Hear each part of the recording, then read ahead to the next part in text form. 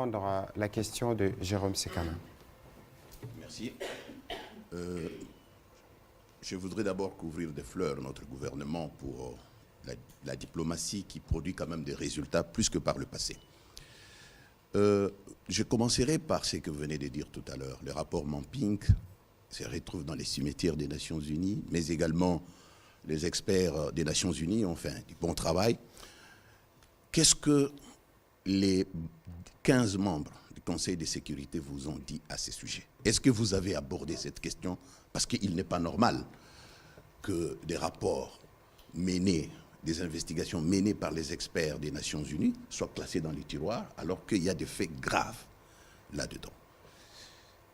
Je voudrais également que vous puissiez nous dire, monsieur le VPM, qu'est-ce que nous attendons concrètement des Nations Unies? Quel type de sanctions?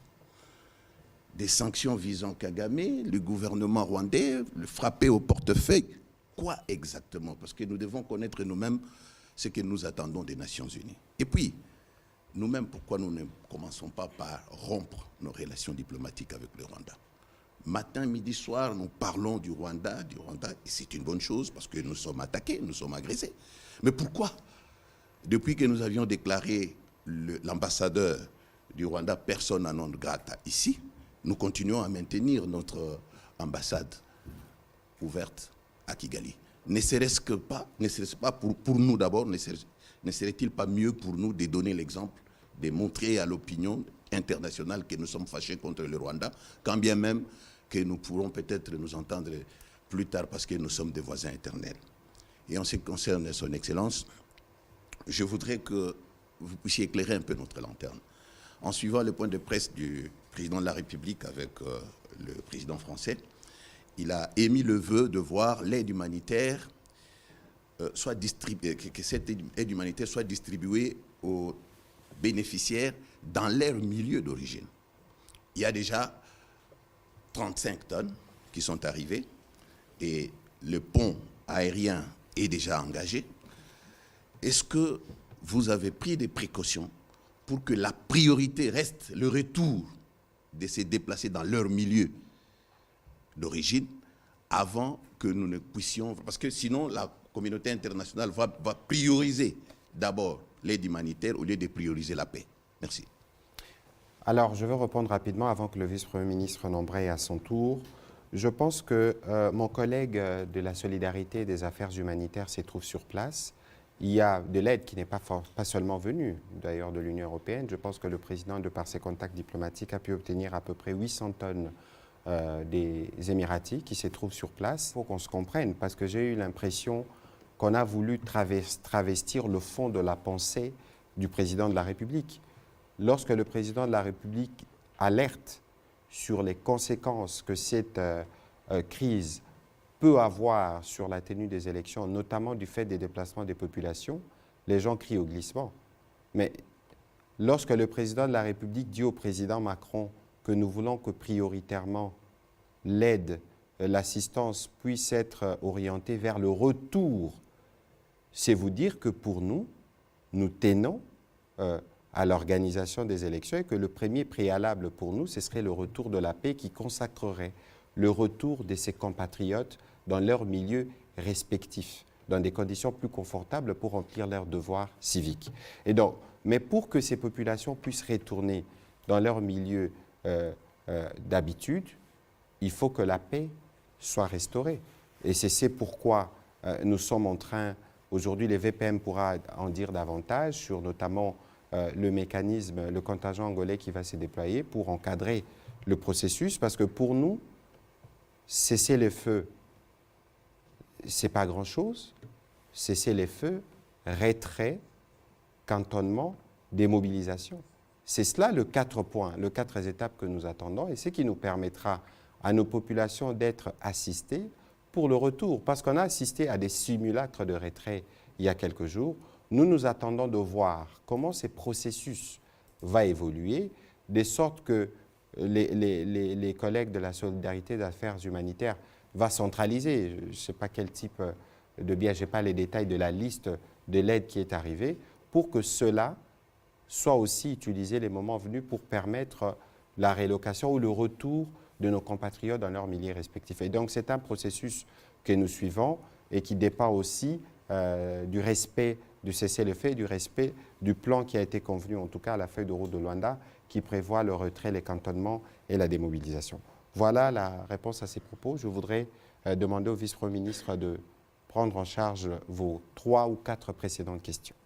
Bien, la première question, que nous ont dit les 15 membres de la délégation du Conseil de sécurité concernant les rapports?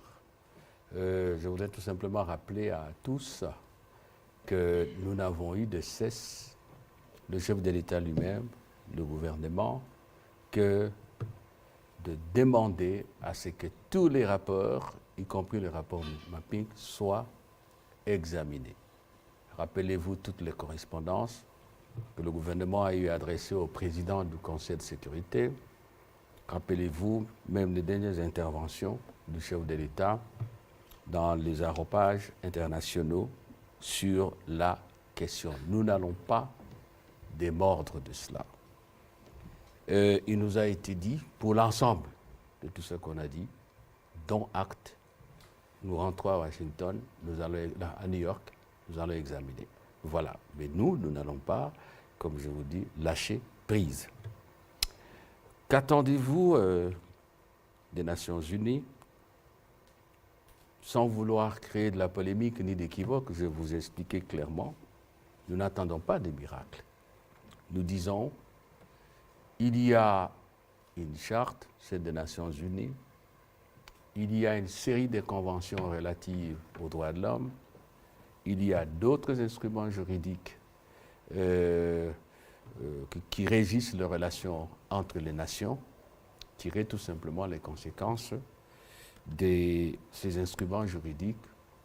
La loi n'a d'utilité que quand elle peut régler les différends, les conflits, que ce soit à l'échelle nationale et internationale. Et pour cela, il faut la sanction. C'est ce que nous demandons. Et il ne faut pas qu'il y ait la politique de 2 poids, 2 mesures. Nous comprenons. Il ne faut pas non plus créer des précédents. J'ai à vous dire ici que si on commence à admettre en Afrique, dont les pays ont des populations frontalières partout, qu'un État peut décider un beau matin ce qu'il va aller faire là-bas pour telle ou telle raison, on est parti, l'ordre international est complètement en désordre. C'est ce que nous demandons. Et les sanctions, elles existent. On les a déjà appliquées. Notre pays vient de sortir d'une sanction. Interdiction d'importer les armes, obligation de notification de vente. On a même interdit, s'il vous plaît, l'assistance en formation de nos militaires. Pourquoi la même sanction ne peut pas être appliquée à un pays qui lui achète des armes pour vendre à des mouvements terroristes? C'est quand même contraire à ce que nous avons comme instrument aux côtés des Nations Unies et aux côtés de l'Union africaine. Il n'est pas compréhensible que les Nations Unies, qui sont contre l'impunité dans tout le domaine, puissent supporter, puissent accepter qu'on se donne de liberté vis-à-vis du droit international, vis-à-vis des pratiques qui ont permis de créer les conditions de paix et de maintenir cette paix-là, de la maintenir tant bien que mal depuis 1945, depuis la fin de la guerre mondiale. C'est ce que nous demandons, donc je ne vous en dirai pas plus. Nous nous battons pour ça. D'ailleurs, pourquoi dois-je perdre mon temps? Je m'adresse aux Congolais. Vous connaissez là l'affaire des sanctions. On a déjà imposé des sanctions, même aux individus dans ces pays. Et voilà. Donc nous attendons aussi de réponses. Alors, la rupture de relations diplomatiques avec le Rwanda. On pose souvent cette question-là. Et parfois, les plus critiques tirent à boulet rouge. Chacun a le droit de penser ce qu'il pense. Et c'est légitime que le Congolais en parle. Mais moi, je ne veux pas, comment dirais-je, encourager mes compatriotes, les conduire vers des voies de facilité ou de solutions superficielles, des remèdes, des thérapies qui ne guérissent absolument rien. Allez, les pieds sur terre. Est-ce qu'aujourd'hui nous avons une relation diplomatique avec le Rwanda? Elle se matérialise en quoi? Dites-moi un peu qu'il y a un fait, une action, une attitude qui démontre que c'est un pays avec lequel nous avons des relations diplomatiques. Ça n'existe pas. Même pour l'ambassade, j'ai l'impression que le compatriote a oublié que depuis que Maître Nkulu Kilombo, qui est ambassadeur au Rwanda, est revenu et il est juge à la Cour constitutionnelle, nous n'avons jamais eu d'ambassadeur. Il n'y en a jamais eu. C'est une chargée d'affaires qui est là, que j'ai rappelé, qui est ici à Kinshasa. Notre frontière est toujours ouverte. Oui, la question de la frontière, moi je suis froid. Hein? Bon, c'est mon tempérament. Il faut voir ça avec beaucoup de lucidité, sans passion et avec peut-être un discernement qui permette de faire la part des choses et de ne pas pénaliser des innocents de part et d'autre. C'est comme ça que je vois. Nous avons pris des mesures. Il est là, au Conseil supérieur de la défense, pour réglementer le mouvement des biens et des personnes, qui doivent s'arrêter à quelle heure? 15 heures. 15 heures. Et cela est strict. Lorsque nous verrons qu'il faut absolument, je voudrais rassurer les Congolais, au nom du chef de l'État, au nom du Premier ministre du gouvernement, on le fera sans tarder. Mais encore une fois, je n'aime pas de remède superficiel. Allons sur le fond. Allons sur le fond. Je suis certain qu'il y a des compatriotes qui ne sont pas d'accord avec moi, mais quand on est en charge de la gestion du destin national, avec un homme comme Félix-Antoine Tshisekedi Tshilombo et le gouvernement de la République, auquel mon collègue et moi nous appartenons, il faut toujours être froid. Il faut toujours prendre de la hauteur et savoir qu'est-ce qui est utile au temps X, qu'est-ce qui est déterminant et qu'est-ce qui ne l'est pas. Dans tous les cas, sur ce chapitre-là, s'il ne tient qu'à annoncer, parce que dans la réalité, nous n'avons pas de relation diplomatique avec le Rwanda, à annoncer, bon, le gouvernement n'hésitera pas à le faire. Mais encore une fois, j'appelle l'attention de nos compatriotes sur le fait qu'il faut aller sur le fond du problème. Alors, j'ai répondu à la question de notre... Nous n'avons pas d'ambassadeur à Kigali, il n'y a pas d'ambassadeur depuis très très très longtemps. On avait une chargée d'affaires, mais qui a été rappelée ici.